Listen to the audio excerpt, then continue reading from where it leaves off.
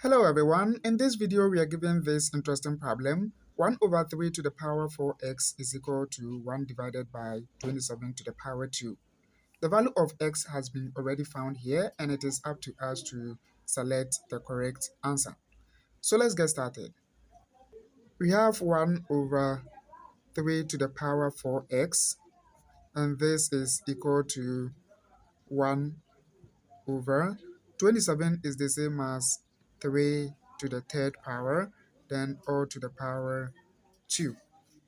Now from here we can apply a power rule which says that a to the power m times n is the exact same as a to the power m times n.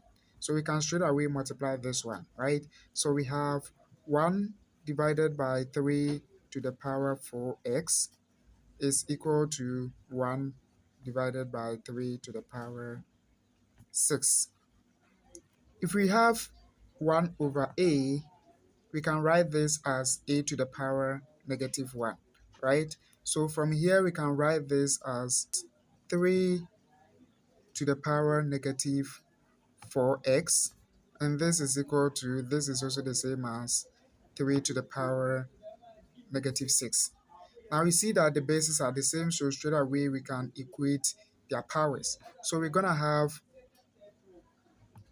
negative 4x is equal to negative 6. We are looking for x, so we will divide each side of the equation by the coefficient of x, which is negative 4. And we see that this and this will go, and then the negative will automatically leave.